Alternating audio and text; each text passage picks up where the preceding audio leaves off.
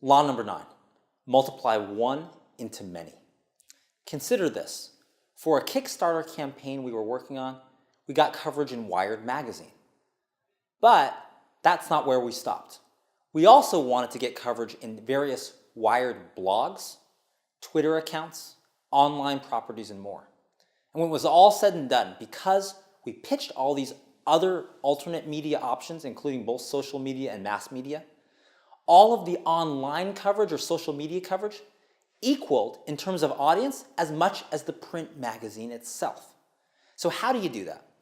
When you see that coverage is coming out in one property owned by a company that has many different properties, it's a great opportunity to pitch those other media channels as well.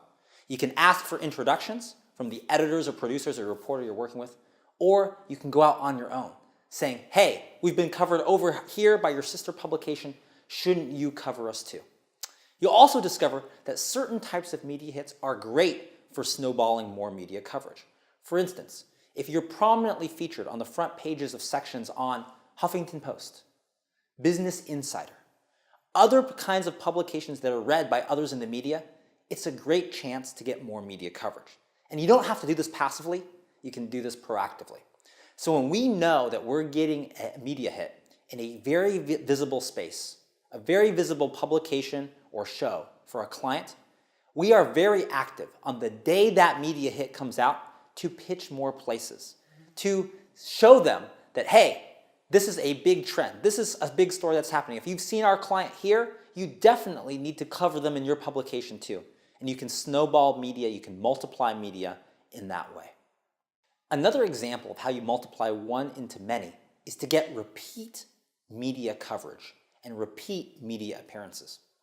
I've been on CNN more than 50 times, Fox News Channel too. And the way I did that was every time I was interviewed for a story, I always had the next story in the back of my mind.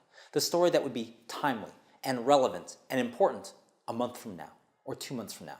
So every time I interacted with producers or anchors or reporters, at the end of the interview, when we were off camera, when we were just chatting, I was mentioning that next story idea.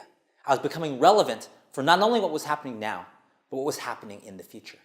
And so the way to become a regular expert, to be on their Rolodex, so they're calling you, is to always be relevant for what's happening and to always be suggesting and pitching the next story.